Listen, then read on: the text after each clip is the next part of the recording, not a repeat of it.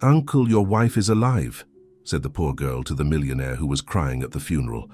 Ottavio Thompson, a well-known businessman in the San Francisco real estate industry, kept his gaze fixed on the sealed coffin in front of him, his tears mixing with the rain streaming down. It was the third day since the helicopter accident that had supposedly taken his wife Eliza's life. That's when a small hand touched his arm. Turning slowly, Ottavio found a girl of about 12 years old, dressed in simple clothes with determined eyes. Before he could react, the girl stared at him with surprising intensity and said in a low but firm voice, "Uncle, your wife is alive." Ottavio felt like he'd been punched in the stomach. The businessmen and socialites around him remained focused on the ceremony, oblivious to this interaction. He looked closely at the girl, trying to understand if this was some kind of cruel joke. "Who are you?" he asked, trying to contain the mixture of anger and hope growing in his chest. "My name is Rachel. Mrs. Eliza used to help me at the community project in Oak Hill," the girl replied. "I saw her yesterday, Uncle, in a hospital in Westview. She's hurt, but she's alive. They're hiding her there." Ottavio took a deep breath, feeling suddenly dizzy. The body in the closed coffin wasn't his wife's. Could it be possible? Investigators had said identification was made through personal items and documents found after the helicopter crashed into the bay. The explanation for the sealed coffin was the condition of the remains. "This doesn't make sense, girl. How did... Fayo? She gave me this," Rachel cut him off, extending her closed hand. When the girl opened her fingers, Ottavio saw an emerald butterfly pendant, the necklace he had given Eliza on their 10th wedding anniversary 3 months ago, the same one that was supposedly on the body identified as hers. "Where did you get this?" Ottavio's voice faltered as he took the pendant with trembling fingers. "She gave it to me. She told me to find you and give it to you. She said only you would believe me." Rachel's eyes shone with determination. "She's scared, Uncle. I think she doesn't remember things properly, but she remembers you." Ottavio looked around, noticing his father-in-law, Arnold, talking with Maurice, Fleming, his business partner, both occasionally glancing in his direction. Arnold had never approved of his marriage to Eliza, and from the beginning had questioned Ottavio's ability to take care of his only daughter. Maurice, meanwhile, had taken over the company during the 3 days following the accident, with an efficiency that now seemed suspicious. "Come with me." Ottavio held the girl's hand and led her away from the ceremony until they reached his car. "How did you get here?" he asked, looking into her eyes. "I took 2 buses. Mrs. Eliza always helped us with the project. My mum cleans the hospital where she is. That's how I saw her there," Rachel explained, her voice faltering a bit. "When I saw the newspaper talking about her funeral, I knew something was wrong." Ottavio's mind was racing. It was impossible. But at the same time, he knew that pendant. It was unique, made especially for Eliza. How could this girl have gotten it, unless... "What hospital is she in?" he asked, determined. "St. Clair's. In Westview. In an isolated room on the top floor. It says patient 507 on the door," Rachel promptly replied. "There are people watching her all the time. My mum says it seems more like a prison than a hospital." Ottavio opened the car door and gestured for the girl to get in. "I'll take you home afterward, but first I need you to show me where she is." As he drove hurriedly through the streets of San Francisco, Ottavio tried to organize his thoughts. If Eliza was alive, who would be in the coffin? And more importantly, who would have an interest in making him believe his wife was dead? "What's your mother like?" he asked Rachel, still suspicious. "Miss Celia. She's been cleaning the hospital for 3 years. She's always wearing a light blue uniform," the girl replied, watching the city pass by the window of the luxury car. "We live in the community near the hospital. Mrs. Eliza went there every week, brought books, helped the children with homework. She's the one who taught me to read properly." The mention of books and reading made Ottavio feel a tightness in his chest. It was typical of Eliza. She always believed in education as a path to social transformation. While he dedicated himself to building his real estate empire, she devoted herself to social projects, frequently visiting communities to closely monitor the initiatives she financed. Traffic was congested on the Bay Bridge. Ottavio drummed his fingers on the steering wheel, impatient. Each minute felt like an eternity. "Your partner, that man with glasses who was there, he went to the hospital yesterday," Rachel suddenly commented. Ottavio turned quickly to face her. "Maurice, are you sure?" "Yes, he was talking to the doctor in the hallway. My mom was cleaning nearby and heard them saying they needed to transfer the special patient to another place before someone found out." Ottavio's heart raced. If Maurice was involved, this could mean that Eliza's accident was related to company business. In the weeks before the supposed accident, Eliza had mentioned being concerned about some contracts she had found in the Home Office. Documents that Ottavio didn't even know existed, signed with his name. "Rachel, this is very serious. If your mother overheard something like that, you could be in danger," he warned, feeling responsible for the girl who was now risking her own safety to save Eliza. The girl shrugged, with a maturity that contrasted with her age.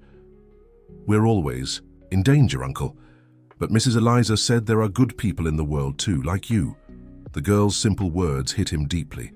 Eliza always saw the best in people, even in him, especially in him, who for years hadn't been the husband he'd promised to be. St. Clair's Hospital was an old and imposing building away from downtown Westview. Ottavio parked the car a few blocks away, as a precaution. "Come with me to the side entrance. That's where my mum goes out to smoke," Rachel indicated, already walking confidently along the uneven sidewalk. As they walked, Ottavio noticed his cell phone ringing persistently. It was Paul, his assistant, probably wanting to know where he had gone in the middle of his own wife's funeral. He ignored the call. The side entrance to the hospital was discreet, with a small service door half hidden by poorly maintained shrubs. Rachel indicated the security guard shift change times and explained how to reach the service elevator without passing through the main reception. "My mum gets off at 6. If we wait, she can help," the girl suggested. Ottavio checked his watch. 40 minutes to go. "Are you sure it's safe for us to stay here?" he asked, observing the movement around them. "We can go there." Rachel pointed to a diner across the street. "We can see who comes in and goes out."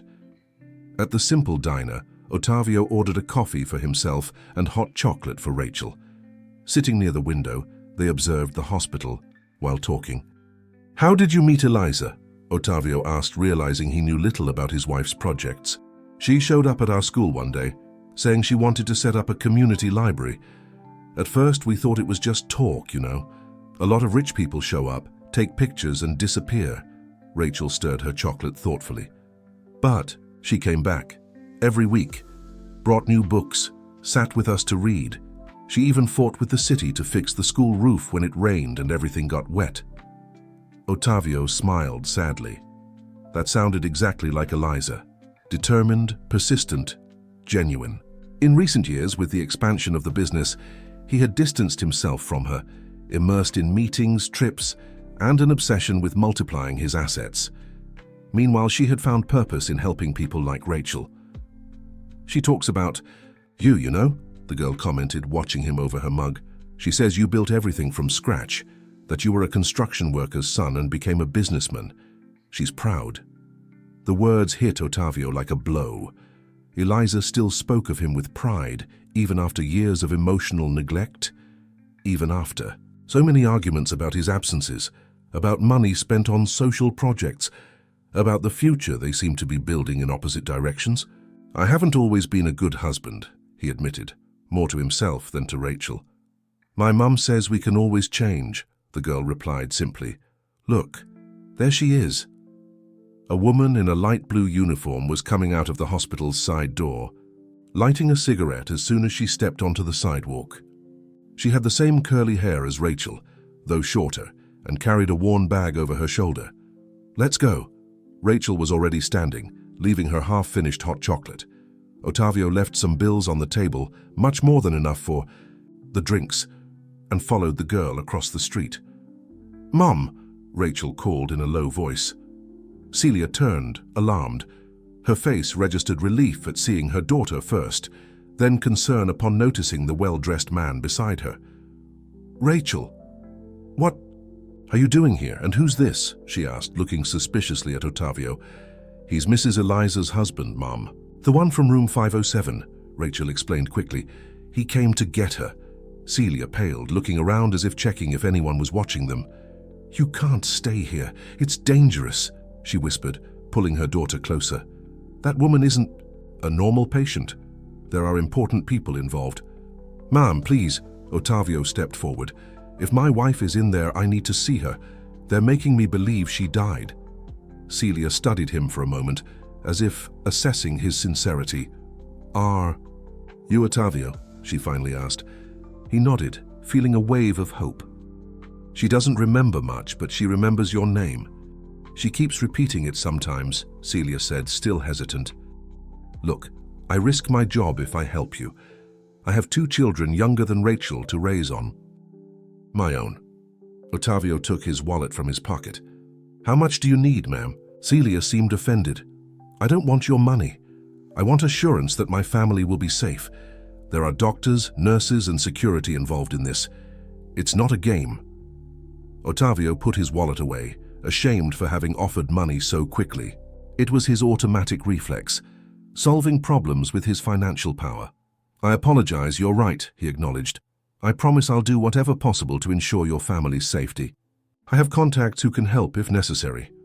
Celia took another drag on her cigarette, thoughtful. "There's an emergency staircase in the back. The security guard there usually sleeps during the night shift. Room 507 is on the top floor, west wing," she finally explained. "But I'd better go in first, see what the situation is like today. Some days there are more people around." "Oh, we can wait," Ottavio agreed, feeling adrenaline rushing through his veins.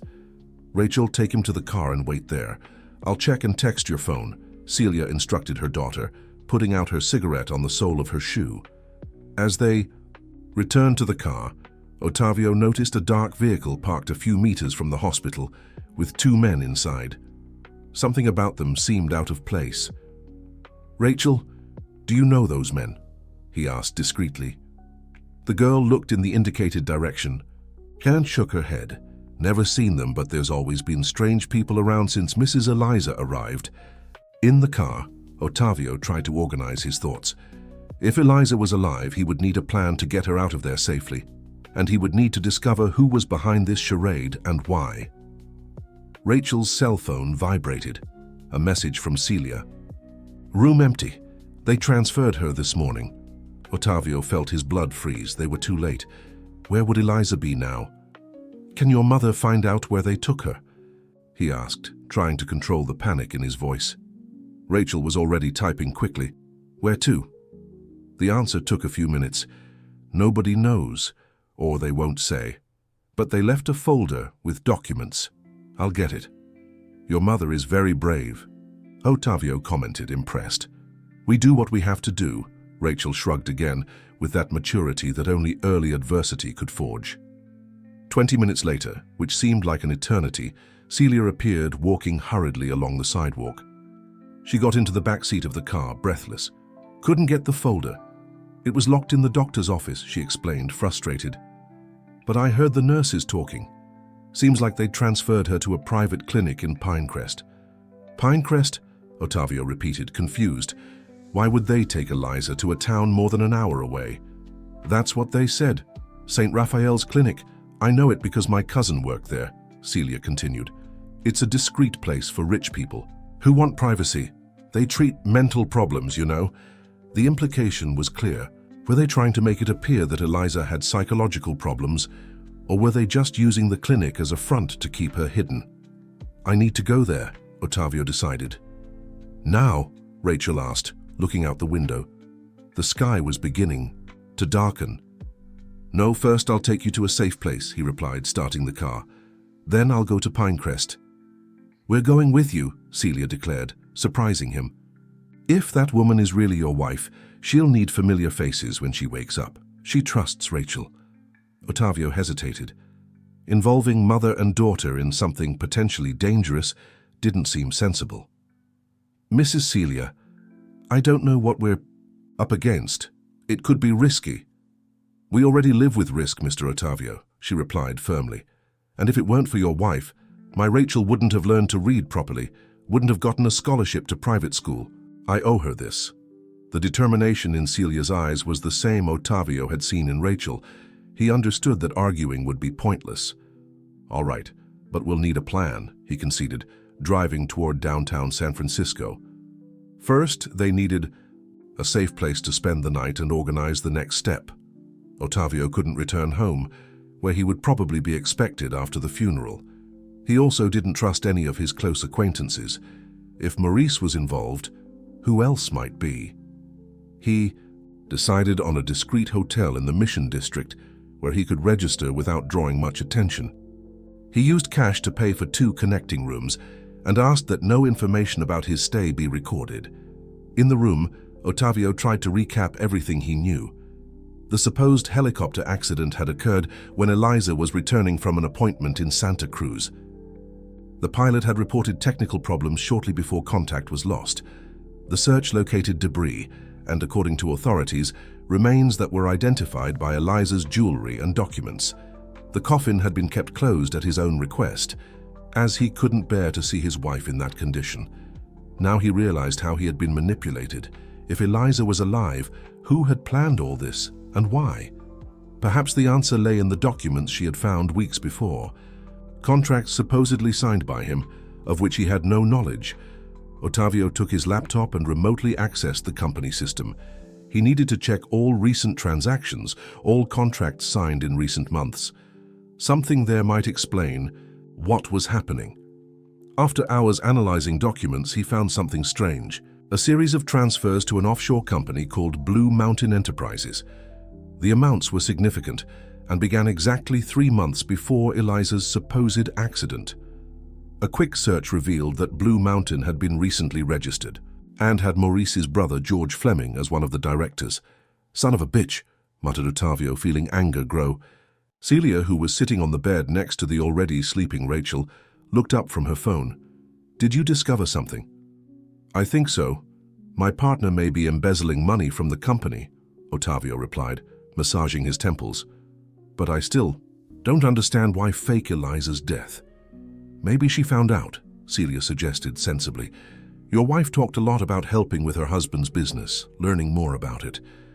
Ottavio then remembered how Eliza had been showing interest in better understanding the company's business. He always minimized her efforts, telling her she should focus on her social projects. Now he bitterly regretted it. She mentioned strange documents she found in the office. She must have discovered something, he agreed, closing the laptop. "We'll go to Pinecrest first thing tomorrow. We need to find her before they move her somewhere else." The next morning, Ottavio woke up startled by knocking on the door. For a moment of panic, he thought they might have been found, but it was just room service with the breakfast he had ordered the night before. As they ate, they planned their day. Ottavio gave Celia and Rachel new clothes he had ordered from the hotel reception so they could better blend in with the patients and visitors. At a luxury clinic in Pinecrest. "I'll say we're a family visiting a relative who's been admitted," Ottavio explained. "If we can get in, we need to locate Eliza discreetly and find a way to get her out of there." "What if there's security?" Rachel asked, spreading jelly on her bread. "I have some contacts in the police who aren't connected to Maurice," Ottavio replied, "but I'll only call them if we're sure Eliza is there. We can't draw attention yet." Ottavio's cell phone rang. It was Paul again, his assistant. This time he decided to answer. "Ottavio, where are you? We're all worried." Paul's voice sounded genuinely alarmed. "I'm fine, Paul. I needed some time alone," Ottavio replied, keeping his voice steady. "Maurice is furious. You disappeared in the middle of your own wife's funeral," Paul continued, "and Mr. Arnold is threatening to call the lawyers. He says, you're not mentally fit to run the company." So that was it. With Eliza dead and Ottavio declared mentally unstable, the path would be clear for Maurice to take full control of the company. "Tell them I'm on a spiritual retreat. I'll be back in a few days," Ottavio improvised. "And Paul, don't trust Maurice. Don't tell him where I am, even if he insists." There was a brief silence on the other end of the line. "Something happened, didn't it?" Paul asked, lowering his voice. "I've noticed some strange things at the company since the accident." Paul had been his assistant for more than 10 years. If there was anyone in the professional environment Ottavio could still trust, it would be him. "I'll explain everything when I can. For now, keep your eyes open and don't sign anything in my name, Ottavio instructed before hanging up. The trip to Pinecrest took just over an hour. St. Raphael's Clinic was located in a remote area, surrounded by dense redwood forest. The main building was an old construction, reminiscent of the Victorian era, with sprawling gardens and a privileged view of the mountains. Ottavio parked the car at a safe distance and observed the movement. The place seemed quiet, with a few visitors entering and leaving through the main door. "It looks like a dollhouse," commented Rachel, looking admiringly at the imposing building. "It's the kind of place where rich people hide their secrets," Celia replied, adjusting the simple but elegant dress Ottavio had provided. "How do we get—" Nah, Ottavio had thought about this during the trip. "We'll use the truth partly. I'll say we're looking for my sister, who should have been admitted recently. Shall say there was a misunderstanding in the family, and we need to verify if she's here." The plan was simple and direct. Ottavio knew that places like this valued discretion, but also respected the authority of money and social status.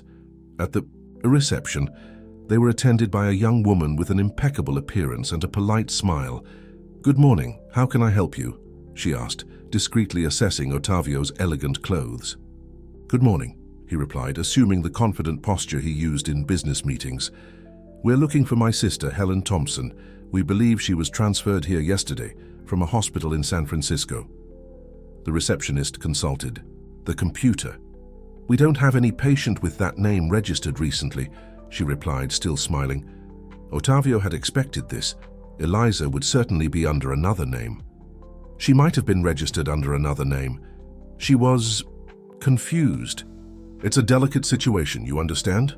He lowered his voice, leaning slightly over the counter. "There was a family crisis, and my brother-in-law might have used another name to make it difficult for us to find her." The receptionist seemed to hesitate, her gaze alternating between the computer screen and the well-dressed man in front of her. "Ma'am, I understand that discretion is a value of this institution," Ottavio continued, discreetly removing a stack of bills from his wallet. "But this is a family matter. We just need to know if my sister is all right." He placed the money on the counter, partially covering it with his hand. The receptionist looked around, checking if anyone was watching. "We had a transfer yesterday afternoon. Female patient, approximately 40 years old, registered as Mary Miller," she informed in a low voice, pushing the money back to Ottavio. "I can't accept this, sir, but if your sister is here, I hope you resolve the family problems." Ottavio put the money away, surprised and relieved by the young woman's honesty. "Thank you, can I see her?" "I'm sorry, but visits for new patients are only allowed after 72 hours of adaptation. Clinic policies," she replied, the polite smile back on her face. "But I can assure you that all our patients receive the best treatment." Ottavio thanked her and led Celia and Rachel out of the reception area. "Now what?" asked Celia once they were away. "How do we get in?" "We need a plan B," Ottavio replied, observing the building's structure. "Rachel, can you see that second-floor window? The one that's partially open?" The girl followed his gaze and nodded. "I think you could climb up that tree over there," she promptly suggested. "No way," Celia exclaimed. "My daughter isn't climbing any building." "Calm down, Mrs. Celia. That's not what I had in mind," Ottavio hurried to clarify. "I was just thinking, there might be other, less guarded entrances." They walked through the gardens as if they were just enjoying the place. Ottavio noticed a side entrance, probably used for supplies and services, where some employees were smoking during their break. "There," he discreetly indicated. "If we could get some uniforms, maybe we could enter without drawing attention." "I can try," Celia offered. "I've worked in places like this before. I know how to blend in." Ottavio hesitated, worried about putting her at risk. "Are you sure?" "Leave it to me," she replied confidently. "Stay here with Rachel." Celia walked naturally to the group of employees, lighting a cigarette she had borrowed from one of them the night before. She started a casual conversation, as if she were a new hire on her first day. Ottavio watched admiringly as she easily integrated, laughing and gesturing with ease. After a few minutes, Celia returned, smiling. "I talked to the laundry woman. I said I'm a cousin of one of the nurses who's sick today. She let me in to pick up some forgotten uniforms," she explained, triumphant. We just have to wait for her to go to lunch in 20 minutes. My mom is smart, commented Rachel, proud. Ottavio agreed, impressed with Celia's ability to gain the trust of strangers. Perhaps that's why she and Eliza had connected, even coming from such different worlds. As agreed, 20 minutes later, Celia entered through the side door and returned shortly after with 2 uniforms discreetly folded under her arm. "I only got 2, she whispered. "One for a nurse and one for a cleaning staff." "Rachel stays here in the car," Ottavio decided. "You know these environments better, Celia. Wear the cleaning staff uniform and I'll go as a nurse." They changed clothes in the car, keeping the tinted windows up. Ottavio felt strange in the white uniform, several sizes larger than his usual, but tried to adjust it as best he could. "Remember, we're looking for Mary Miller's room," he reminded Celia. "If we get separated, we'll meet back here in an hour at most." Rachel watched everything with attentive eyes. "Be careful, Mum," she asked when Celia leaned in to kiss her forehead. "Lock the doors and don't open for anyone," Ottavio instructed the girl. "If something goes wrong, use my cell phone to call this number." He handed her a paper with Paul's number written on it. Entering through the service door, Ottavio and Celia followed a corridor that led to the interior of the clinic. Celia walked naturally, pushing a cleaning cart she had found leaning against a wall. Ottavio tried to imitate her casualness, carrying an empty clipboard he had picked up from a desk. The interior of the clinic was as elegant as the exterior suggested. Wide, well-lit corridors with discreet artwork on the walls. It looked more like a luxury hotel than a medical institution. "The inpatient wards must be on the 2nd floor, whispered Celia, noticing the signage. "I'll check the east side. You go west." Ottavio nodded, and they went in opposite directions. He went up a side staircase, avoiding the main elevator where he might encounter other staff or doctors. On the 2nd floor, the corridors were quieter. Discreet signs identified the rooms only with numbers, no names. Ottavio walked decisively, as if performing some important task, while discreetly checking each door. He passed a nurse who just nodded her head, without questioning his presence. The disguise seemed to be working. He reached the end of the west corridor without finding any sign of Eliza. He was about to return when he heard voices coming from a room with the door ajar. One of the voices sounded familiar. "We can't keep her here for long. People are already asking questions," said the voice that Ottavio immediately recognized as Maurice's. "The medication has been effective. She remains confused about her own identity," replied another voice, probably a doctor. "But I agree, we need a more permanent solution." Ottavio felt his blood boil. Were they drugging Eliza so she wouldn't remember who she was? He needed to control himself to not burst into the room right then. "The important thing is that she doesn't remember the documents she saw. The rest matters little," Maurice continued. "How much longer does the effect of the last dose last?" "At least 12 hours. After that, we need to administer it again," the doctor replied. "But I'm concerned about the long-term side effects. We can't continue with this protocol indefinitely. It won't be necessary. In a few days, when all the paperwork is settled, we can consider a more definitive outcome." Maurice's voice sounded cold. Ottavio backed away silently, his heart beating fast. He no longer had any doubts that Eliza was there and that her life was in real danger. He needed to find her immediately. He continued checking the rooms on the other side of the corridor, now more hurriedly. The conversation he had overheard indicated that time was running out. As he turned into another corridor, he almost collided with Celia. "I found her," she whispered, pulling him by the arm. "Room 217. There's a guard at the door, but he left to get coffee." They quickly went to the indicated room. Ottavio peeked through the small window in the door, and his heart almost stopped. There was Eliza, lying in a hospital bed, connected to some monitors. Her face was pale, her brown hair spread across the pillow. She was alive but appeared sedated. "We need to get in before the guard comes back," urged Celia. Ottavio tested the doorknob. It was locked. "Damn," he muttered, looking around for something he could use to open the door. Celia took a set of keys from her pocket. "I got these from the laundry woman. She said the master key is the silver one." Ottavio looked admiringly at the woman in front of him. Celia continued to surprise him with her resourcefulness. The master key worked. They quickly entered the room, closing the door behind them. Ottavio rushed to Eliza's side, touching her face with trembling fingers. "Eliza! Eliza! It's me, Ottavio," he called softly, feeling a lump in his throat. She didn't respond, but her eyelids trembled slightly. "She's sedated," observed Celia, checking the IV connected to Eliza's arm.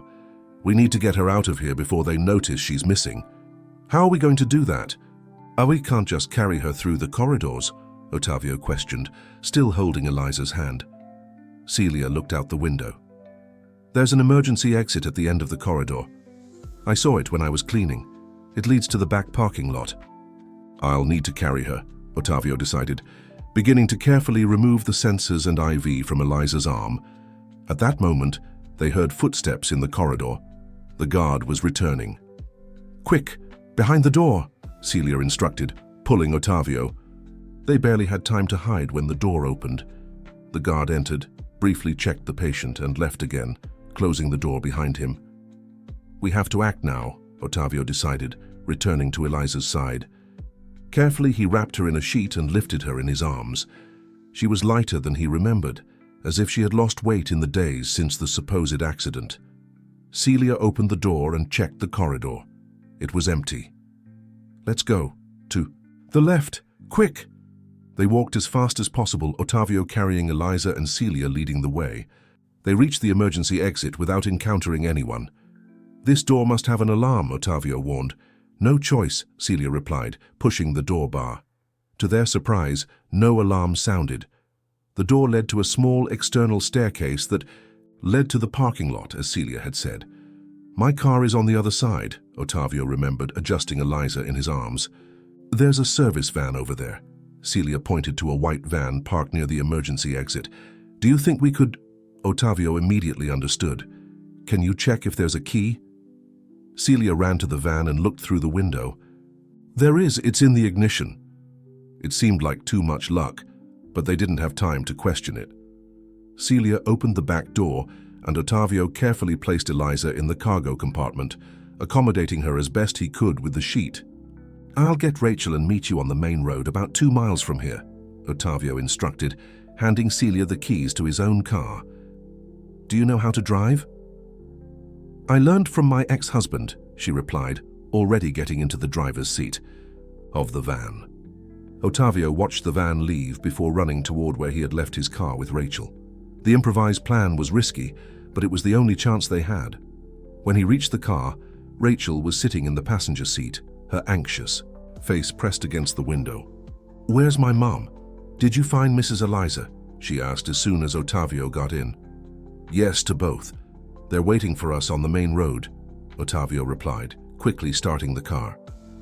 As he drove to the meeting point, Ottavio kept his eyes on the rearview mirror, expecting to see security cars chasing them at any moment. But the road remained quiet. They found the van parked on the shoulder a few miles ahead. Celia was waving from outside. "She's waking up," she informed as soon as Ottavio parked beside her. But she's still confused. Ottavio transferred Eliza to the back seat of his car, which was more comfortable. She was murmuring unintelligible words, her eyes slowly opening and closing. "Eliza, it's me, Ottavio. You're safe now," he said, holding her hand. She briefly focused on his face, a spark of recognition shining in her eyes before closing them again. "We need to take her to a trusted hospital," Ottavio decided. "We can't go back to San Francisco. It's the first place they'll look." "My aunt lives in Maplewood," suggested Celia. "It's a small town, more remote, and she knows a trusted doctor there." Maplewood was less than an hour from Pinecrest, in the opposite direction from San Francisco. It seemed like a good option. "Let's go." "There then," agreed Ottavio. "You and Rachel come in my car. We need to abandon the van." "I already took care of that," Celia smiled, pointing to the inside of the van. "I took the key out and left the windows open. Someone will take it before they realize it's missing from the clinic." Once again, Ottavio admired this woman's cleverness. In a few hours, she had demonstrated more practical intelligence and courage than many of the executives he worked with. During the trip to Maplewood, Eliza oscillated between moments of consciousness and unconsciousness. When awake, she looked around confused, without seeming to fully recognize where she was or who was with her. "What did they give her, Ottavio?" asked Celia, concerned. "I'm not sure, but I saw bottles of benzodiazepines in the room," Celia replied. "They're strong medications that affect memory. My former father-in-law used to take them to sleep and would be confused the next day." Rachel sat in the back seat next to Eliza, carefully holding her hand. "Mrs. Eliza, it's me, Rachel. Do you remember me?" she asked gently.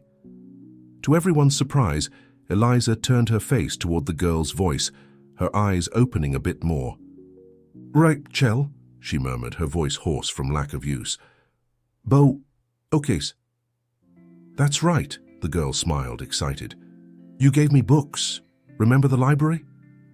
Eliza nodded weakly before closing her eyes again. "She remembered," Rachel announced. "Proud. She's going to be okay." Ottavio felt a wave of hope. If Eliza was beginning to remember, perhaps the effects of the drugs were wearing off. Celia's aunt, Josephine, lived in a simple house on the outskirts of Maplewood. When they arrived, it was already night. The gray-haired lady received them with surprise, but without asking many questions when she saw Eliza's condition. "Put her in the back bedroom," she instructed, already preparing hot water and clean towels. "I'll call Dr. Matthews. He's discreet and reliable." Ottavio carried Eliza to the indicated room, laying her carefully on the bed. She was more conscious now, her eyes scanning the unfamiliar environment with apprehension. "It's okay, love. You're safe," Ottavio assured, holding her hand. "I'm here with you." Eliza stared at him for a long moment, as if trying to piece together fragments of memory. "Ottavio," she finally said, her voice a little stronger. "What happened?" Before he could answer, Eliza was overcome by sudden agitation.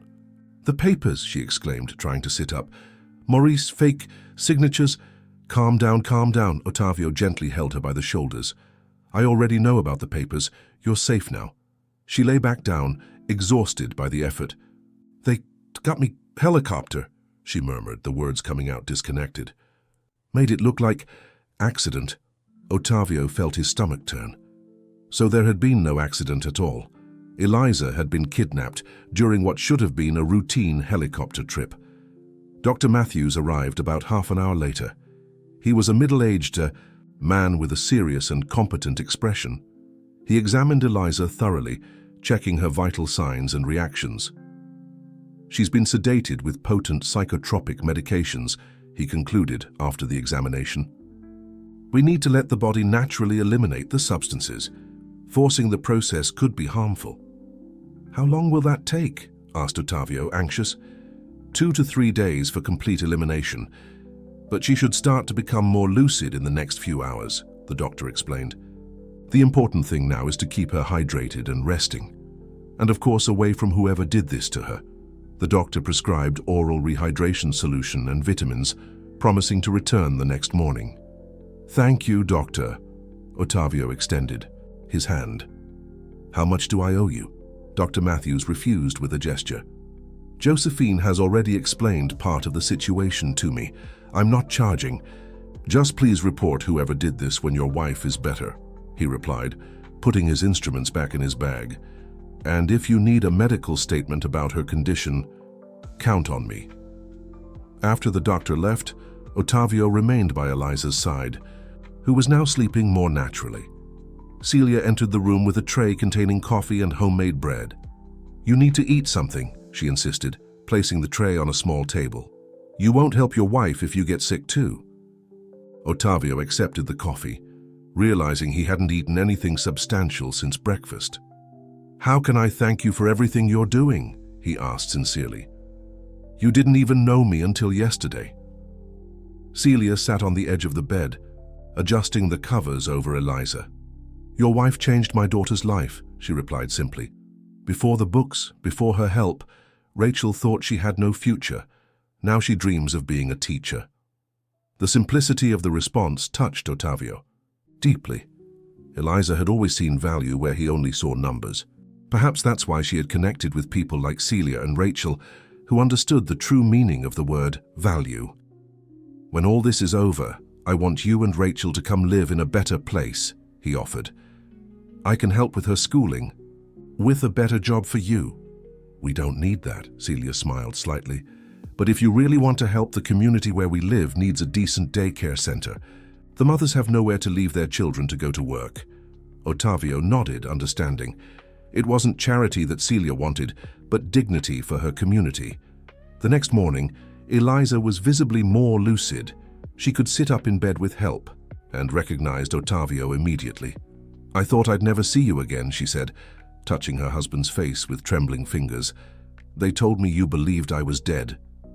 "And I did believe it," Ottavio admitted, ashamed, "until Rachel showed up at the funeral." Eliza smiled at hearing the girl's name.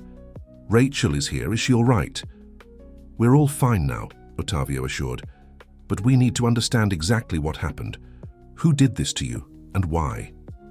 Eliza took a deep breath, organizing her still cloudy thoughts. "I started helping with organizing the company documents, remember?" she began slowly. "I found strange contracts, signed with your name, but it didn't look like your signature. They were agreements with companies that had never been mentioned in meetings." Ottavio nodded, the contracts with Blue Mountain that he had discovered. "I confronted Maurice," Eliza continued. "He seemed surprised at first, then said they were preliminary phase projects that you preferred to keep confidential. I didn't believe him. I decided to investigate more." She paused, taking a sip of the water Ottavio offered. "On the day of the accident, I was returning from Santa Cruz, where I went to check a property mentioned in one of the contracts. It was supposedly the site of a future resort, valued at millions. But there was nothing there, Ottavio, just abandoned land, worthless. A real estate scam," concluded Ottavio, the pieces fitting together. "Yes, and it seems Maurice wasn't alone. When I got into the helicopter to return, I realized it wasn't. Our usual pilot. After that, I only remember waking up somewhere, confused. They kept me sedated, moving me from one place to another." Ottavio felt anger growing as Eliza spoke. Maurice had not only betrayed his trust in business, but had put his wife's life at risk, all for money. "We're going to make Maurice pay for this," he promised, holding Eliza's hand. "As soon as you're strong enough, we'll go to the police." "It's not that simple," Eliza warned. "I heard conversations while they kept me sedated. There are powerful people involved, Ottavio. Politicians, judges, it's a big scheme." This explained why Maurice had felt so confident to fake Eliza's death. He had protection. "It doesn't matter who's involved," Ottavio declared firmly. "We'll expose all of them." At that moment, Rachel burst into the room. "There's a police car stopping out front," she alerted, scared. Ottavio ran to the window. Indeed, a patrol car was parking in front of Josephine's house. "How did they find us so quickly?" he wondered aloud. Celia entered right after, pale. "The van. It must have been found.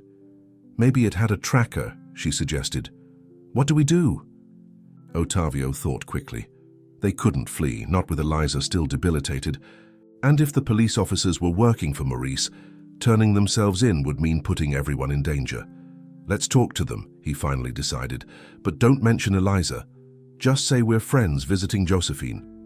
Ottavio went down to answer the door before they knocked. 2 police officers were waiting on the small porch of the house. "Good morning, officers. Can I help you?" he greeted, trying to appear as natural as possible. "Good morning. We're looking for an Ottavio." "Thompson," replied the older officer, consulting a small notebook. "We have information that he might be in this area." "That's me," Ottavio confirmed, seeing little point in denying his identity. "Is there a problem?" The officers exchanged glances. "Mr. Thompson, we need you to come with us to the station. There's a kidnapping accusation against you." "Kidnapping?" Ottavio repeated, incredulous. "Of whom?" "A patient from St. Raphael's Clinic in Pinecrest, a Mary Miller," explained the officer. "The admission record indicates she has severe mental disorders, and witnesses saw you irregularly removing her from the clinic yesterday." So that was Maurice's strategy. Accuse Ottavio of kidnapping a psychiatric patient, when in fact he was rescuing his own wife. "Officers, I believe there's a misunderstanding, Ottavio began, keeping calm. Mary Miller is, in fact, my wife, Eliza. Thompson, she was taken to that clinic against her will, after being declared dead in a supposed accident. The officers looked confused. Do you have any proof of this, sir? Asked the younger one. I do, Ottavio replied, buying time to think. My wife is inside. May I call her to confirm her identity? That would be appropriate, agreed the older officer, still suspicious.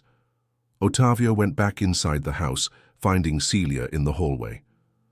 They think I kidnapped a psychiatric patient, he whispered. I need Eliza to confirm who she is. Is she up to it? Celia nodded. I gave her strong coffee. She's more alert now. Ottavio returned to the room where Eliza was now sitting on the bed, with Rachel by her side. Eliza, I need you to come with me, he explained quickly. There are police officers outside. Maurice is accusing me of kidnapping a psychiatric patient named Mary Miller. I need you to confirm your identity.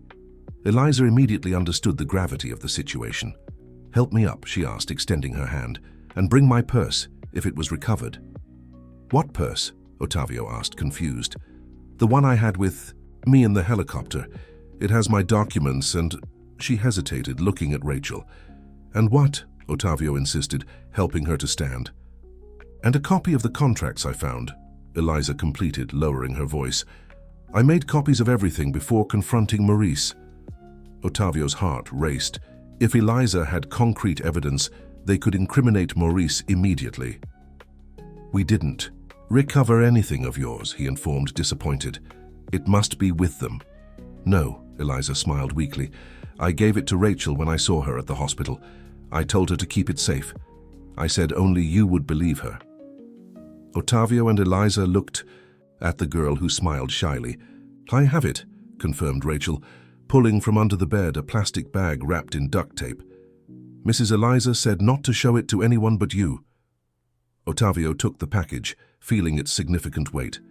There could be all the evidence needed to bring down Maurice and his accomplices. This is perfect, he said, relieved. Now let's talk to the officers. Supported by Ottavio, Eliza walked slowly to the living room where the police officers were waiting. Her appearance still showed signs of captivity and drugs. She was pale, with deep dark circles under her eyes, and visibly debilitated. Good morning, officers, she greeted with all the dignity she could muster. I am Eliza Thompson, wife of Ottavio Thompson. I am not Mary Miller, and I do not suffer from mental disorders. I was kidnapped and held against my will under the effect of drugs. The officers observed her with a mixture of skepticism and surprise. Ma'am, we have a medical report stating otherwise, argued the older officer, and we also have a death certificate in the name of Eliza Thompson. A fraudulent certificate, intervened Ottavio, carefully unwrapping the package Rachel had saved. Just like these contracts, which were signed with my forged name. My wife discovered the scheme, and that's why they tried to silence her. He handed the officers a folder containing copies of contracts, reports, and even photos of the property in Santa Cruz that Eliza had mentioned. The younger officer leafed through the documents, his expression gradually changing. Jim, this looks serious, he commented to his partner. Look at these signatures and these amounts. The older officer, Jim, examined the papers more carefully. If what you're saying is true, we're dealing with a much more serious case than a simple kidnapping, he concluded, looking at Ottavio and Eliza. But we need to do things by official procedures. You need to come to the station to give a formal statement. We're willing to do that, agreed Ottavio. But my wife is still recovering from the effects of drugs that were forcibly administered to her. I'd like to request the presence of a doctor at the station to attest to her current condition. I can arrange that, Jim nodded, and I suggest you bring all the documents and evidence you have. As they prepared to accompany the officers, Ottavio made a quick call to Paul, his assistant. Paul, I need you to contact Dr. Torres immediately, he instructed, referring to the family's trusted lawyer. Explain the situation and ask him to meet us at the Maplewood police station as soon as possible. Ottavio, thank God you're okay. Paul's voice sounded relieved. Things are crazy here. Maurice called an emergency board meeting and is trying to take over the presidency of the company, citing your disappearance and mental instability. That doesn't surprise me, replied Ottavio. He tried to kill my wife, Paul. What? But Eliza. At the funeral, Paul stammered, confused. It was all faked. Eliza is alive and we're about to present evidence of Maurice's crimes, he explained quickly. I need you to access the company's main server and back up all financial files from the last 6 months. Maurice may try to destroy evidence when he knows we're at the police station. I'll do that immediately, assured Paul. And Ottavio, be careful. Maurice has powerful contacts. After hanging up, Ottavio joined Eliza, Celia, and Rachel in the living room. Josephine had prepared a hearty coffee for everyone before going to the police station. You don't have to come with us, Ottavio said to Celia. You've already done much more than we could have expected. No way, Celia replied firmly. We're going all the way. Mrs. Eliza needs witnesses who aren't from your family. My testimony about her condition at the hospital will be important. Eliza squeezed Celia's hand in gratitude, tears shining in her eyes. I'll never forget what you did for me, she said with a choked voice. You and Rachel are part of our family now. At the Maplewood police station, the case quickly escalated to a much larger investigation than an alleged kidnapping. The chief deputy, upon examining the documents provided by Eliza, realized the seriousness of the accusations against Maurice Fleming and called in officers from the Financial Crimes Division. Dr. Torres, the Thompson family lawyer, arrived at B few hours later, bringing with him a renowned criminal expert to analyze the forged signatures on the contracts. Eliza, still debilitated but increasingly lucid, provided a detailed statement about everything she had discovered and experienced. Celia testified about the conditions in which she found Eliza at the hospital and how she had heard Maurice planning her transfer. What concerns me most, commented the chief deputy after hearing all the statements, is that this Mr. Maurice Fleming probably already knows you're here. If he has as much influence as you say, he might try to flee or destroy more evidence. We've already taken precautions regarding the company documents, assured Ottavio. My assistant is backing up everything, but we need to act quickly. The chief deputy nodded, picking up the phone. I'm going to request a search and seizure warrant for Maurice Fleming's residence and office, as well as a preventive arrest order. With this evidence, I believe the judge won't hesitate to authorize it. While the chief deputy made the necessary calls, Dr. Torres spoke with Ottavio and Eliza in a reserved room. Your case is solid, but we need to prepare for a legal battle, warned the experienced lawyer. Maurice will certainly hire the best lawyers in the country, and if he has political connections as we suspect, he'll try to use influence to cover up the case. We can't let that happen, replied Eliza with renewed determination. This isn't just about our money or the company. He tried to eliminate me. He could have caused a real disaster with that helicopter. And we still have the body in the coffin, reminded Ottavio, feeling a chill. Whose body was that anyway? The question hung in the air, grim. None of them had the answer. I'll request the exhumation of the remains, decided Dr. Torres. It will be necessary to prove the death certificate fraud. The following hours were intense. A judge authorized the measures requested by the chief deputy, and police teams were dispatched to San Francisco to execute the search warrants and Maurice's arrest. Paul, Ottavio's assistant, called again with disturbing news. Maurice has disappeared, he informed. After the board meeting, he said he was going home, but he never arrived there. His cell phone is turned off. He must have been warned, concluded Ottavio, frustrated. Someone here is leaking information.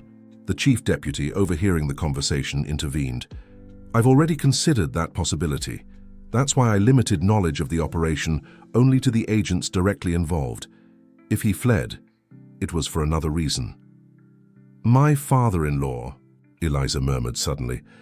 Arnold was always close to Maurice. Maybe he alerted him. Ottavio remembered how Arnold and Maurice had been talking at the funeral, glancing in his direction. That makes sense. Arnold never liked me. Always thought I wasn't good enough for his daughter, he commented bitterly. But to participate in a scheme to fake my death, I can't believe it. Maybe he didn't know everything, suggested Eliza. Maybe Maurice convinced him that I needed psychological help, that you weren't taking good care of me. My father was always overprotective. The chief deputy made some notes. We'll check Arnold Walker's phone records. If he had contact with Morris Fleming in the last few hours, that will strengthen the suspicion. By nightfall, new information arrived. The police had executed the search warrants, finding incriminating documents in Morris's office, but the man himself remained missing. In his apartment, they found plane tickets to Uruguay, dated for the next day, and a significant amount of cash. He was planning to flee anyway, concluded the chief deputy. The case against him is strengthening by the hour. And what about my father-in-law? Asked Ottavio, still bothered by the possibility of Arnold's involvement. We haven't found anything conclusive yet. The phone records show he spoke with Maurice this morning, but that doesn't prove complicity in the scheme, replied the chief deputy. Eliza, who had remained quiet for some time, spoke up. I'd like to talk to my father, she declared. If he had any involvement, even indirectly, I want to hear his explanation. The chief deputy considered the request. We can invite him to provide clarification without making formal accusations yet, he agreed. But I need you to understand that if he is involved, I'll have to take appropriate legal measures regardless of family ties. Eliza nodded, understanding the seriousness of the situation. That night, Ottavio, Eliza, Celia, and Rachel were accommodated in a local hotel under police protection. Dr. Matthews had examined Eliza again and confirmed she was progressing well, although she still needed care and rest. I never imagined I'd be involved in something like this, commented Celia, as the two women had tea in the small sitting area connecting the hotel rooms. It seems like something out of a soap opera. Eliza smiled sadly, holding the cup with still trembling hands. I never imagined it either. I always thought the problems in my life were limited to having a workaholic husband and a controlling father, she confessed. Now, one of them might be involved in a scheme to make me disappear, and the other might have been complicit. I don't think your husband was really involved, observed Celia sensibly. You should have seen his desperation when Rachel told him you were alive. I've never seen anyone change so quickly from devastated to determined. The observation touched Eliza deeply. Despite the distance of recent years, the love Ottavio felt for her was still real. He lost his way, reflected Eliza. We started with so little, you know. Ottavio really came from nothing, a construction worker's son, as you said. He worked as a laborer to pay for college. When we met, he was still living in a rented room in the suburbs. Celia listened attentively, realizing that Eliza needed this moment to organize her own thoughts and feelings. His first venture was so small, he renovated an old townhouse and divided it into studio apartments for students. He reinvested all the profit, started building affordable homes. He had a dream of transforming the real estate market, making it more accessible. Eliza continued, immersed in memories. At some point, the numbers got too big, the partners more influential, and he drifted away from that original dream. I think he drifted away from himself in the process. People change, Celia commented softly. Sometimes for the better, sometimes not, but they can also find their way back. I hope so, Eliza sighed, thoughtful, because despite everything, I still love him. The next morning, Arnold Walker arrived at the police station, summoned to provide clarification. The 60-year-old man, impeccably dressed and with a formal posture, was genuinely shocked to see his daughter alive. Eliza, he exclaimed, paling as if he had seen a ghost. How is this possible? His reaction seemed authentic. He tried to hug his daughter, but Eliza kept her distance, still uncertain about her father's involvement. Did you know, Dad? She asked directly. Did you know I wasn't dead? That Maurice faked all this? Arnold vehemently shook his head. No, I would never participate in something like that, daughter, he assured, his voice choked. I was devastated. I believed I had lost you. The formal interrogation, conducted by the chief deputy with the presence of Dr. Torres, revealed a disturbing story. Arnold admitted that Maurice had been insinuating for months that Ottavio was unstable, making risky decisions at the company, neglecting Eliza. He said he was worried about you both, that Ottavio could ruin everything he built, Arnold explained, ashamed. He suggested that I help him temporarily assume the presidency to protect everyone's interests, including Eliza's. And you believed him? Ottavio asked, incredulous. You and I never got along, Ottavio, replied Arnold frankly. I always thought you put business above my daughter. When Maurice started talking about protecting her, about securing her future, that resonated with my own concerns. Eliza observed her father with a mixture of disappointment and understanding.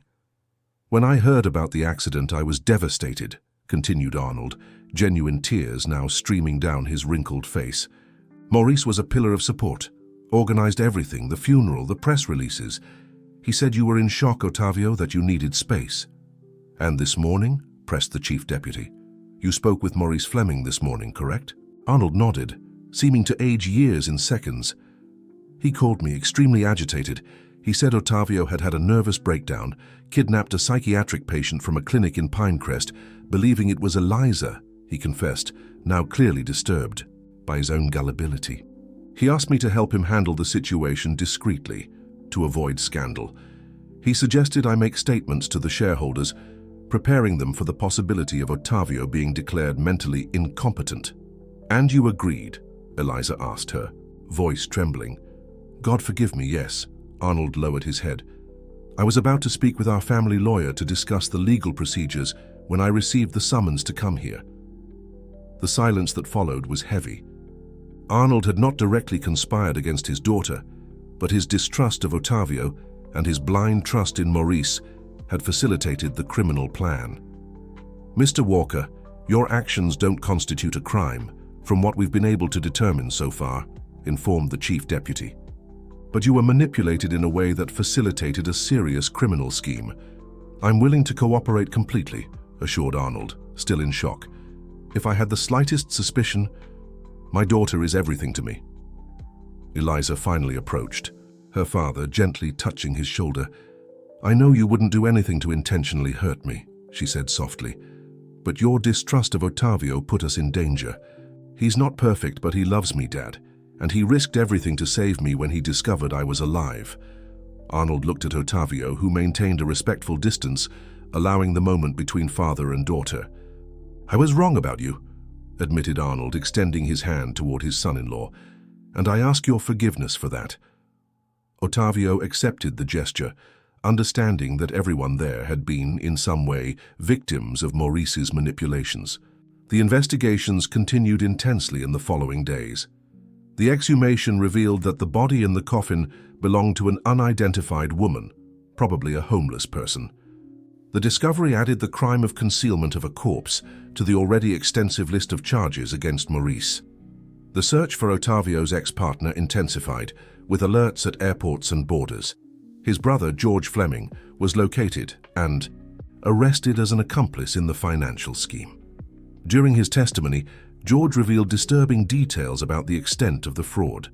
The original plan was simply to divert money from the company through fraudulent contracts with Blue Mountain Enterprises. When Eliza began to discover the irregularities, Maurice decided he needed to remove her from the picture.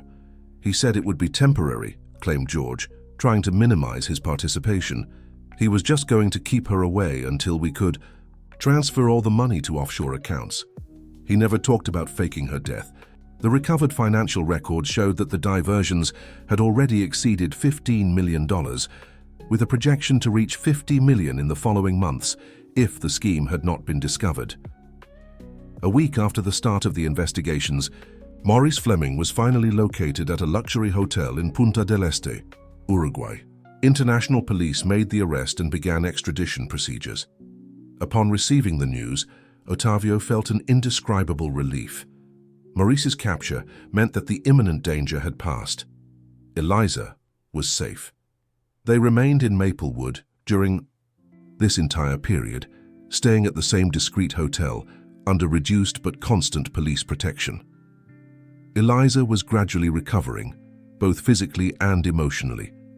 Dr. Matthews continued to monitor her case, satisfied with her progress. Celia and Rachel stayed with them, having become an essential part of that strange family formed by circumstances. Josephine visited them regularly, bringing homemade treats and the maternal affection everyone needed at that moment. Arnold also joined the group, staying in a room at the same hotel. The relationship with his daughter and son-in-law was slowly rebuilding, now based on a deeper and truer understanding. On a quiet afternoon while everyone was having coffee on the hotel veranda overlooking the Maplewood Mountains, Ottavio made an unexpected announcement. "I've been thinking a lot about the future," he began, looking especially at Eliza, "about what really matters in life." Everyone at the table paid attention, feeling that something significant was coming. "I've decided to completely restructure our company," continued Ottavio. "I'm going to return to our roots, to what initially motivated me, building dignified and accessible housing for those who really need it." Eliza looked at her husband with surprise and emotion. "The first project of the new phase will be a planned community in the region where Celia and Rachel live," he explained, smiling at the two. "With a daycare center, school, community center, and, of course, a well-equipped library." Rachel let out a little squeal of joy, while Celia tried to disguise her emotion. "Ottavio, this is—" Eliza began, but her voice failed. "It's what I always wanted to do, deep down," he completed. "I just lost my way. You tried to show me this, with your social projects, with your dedication to people. Now I understand what you were trying to teach me." Arnold observed the scene with a mixture of admiration and reflection on his own prejudices. "Count on me for this new path," offered the father-in-law. "I have contacts in the educational sector who can help with the school and library." Ottavio thanked him with a nod, recognizing the gesture as a genuine offer of reconciliation. "And there's one more thing," he added, turning specifically to Celia and Rachel. "I'd like to invite you two to officially become part of our family, not as employees or protégés, but as an integral part of our lives." "What do you mean?" asked Celia, confused. Eliza took the floor, holding her husband's hand. "We'd like to adopt Rachel if you agree," she explained gently. "And you, Celia, could live with us, have your own space, work on social projects with me, or follow your own path with our support." Rachel looked at her mother, her eyes shining with expectation. "I don't want to separate mother and daughter," Eliza hastened to clarify. "It would be an expanded family, you understand? Rachel would have two mothers, a father, a grandfather, and more opportunities than we could provide separately." Celia was visibly moved. For a long moment she couldn't find words. "Will you give me time to think?" she finally asked. "It's a very big decision." "All the time you need," assured Ottavio. "It's not an offer with an expiration date. It's a door that will always be open." That night, after everyone had retired, Ottavio and Eliza remained on the room's veranda, observing the lights of the town below and the starry sky above. "I thought I had lost you," said Ottavio, embracing her from behind, his chin resting on her shoulder. "When I saw the coffin being lowered into the grave, a part of me died with it." Eliza turned in the embrace, facing him. "In recent years, we were already half lost to each other, even living in the same house," she observed sadly. "Did we need all this to find each other again?" Ottavio reflected on the question, caressing his wife's face. "Maybe. Sometimes we need to lose something to understand its true value," he replied honestly. "I had become obsessed with building an empire, forgetting why I started and who I was building it for." "And now?" Eliza asked softly. "Now I know. I want to build a life with you. A life that makes a difference for other people too," replied Ottavio, "as you've always done with your projects." Eliza smiled, resting her head on her husband's chest. "I think we need a new beginning," she suggested. "Leave behind the mansion, the luxury office, all those symbols of what drove us apart." "I agree." Ottavio nodded. "I already have some ideas. There's a beautiful house in Oak Ridge, surrounded by greenery, spacious but cozy, perfect for an expanded family." Eliza understood the reference and smiled. "You really want to adopt Rachel," she stated, not as a question but as an acknowledgement. "That girl taught me more about courage and loyalty in 3 days than I learned in a lifetime in business," replied Ottavio with sincerity. "And yes, I want to offer her all possible opportunities, but mainly I want her to know she is loved and valued for who she is." Silent tears ran down Eliza's face. This was the Ottavio she had fallen in love with years ago, the man of solid values and generous heart who had temporarily been lost in ambition and success. "Thank you for finding me," she whispered, hugging him tighter. "For not giving up when everything indicated I was gone. I'll always find you," promised Ottavio. "No matter where, no matter how." 2 months later, a new life had begun for everyone. Maurice Fleming faced trial for multiple crimes, including attempted murder, kidnapping, financial fraud, and forgery of documents. His brother George had made a plea deal, revealing details of the entire scheme and implicating other influential participants. Ottavio's company underwent a complete restructuring, abandoning luxury projects to focus on quality affordable housing and sustainable community development. Arnold became an active partner, contributing his experience and contacts. Eliza, fully recovered, took over the direction of the newly created New Dawn Foundation, dedicated to educational projects in underprivileged communities. The first community center was already under construction in Oak Hill, including the library that had been the beginning of her connection with Rachel. Celia partially accepted the family's proposal. She agreed that Rachel be legally adopted by Ottavio and Eliza, ensuring her daughter access to the best education and opportunities she could never provide alone. But she maintained her independence, accepting a coordinator position in the Oak Hill project, where her leadership skills and knowledge of the community were invaluable.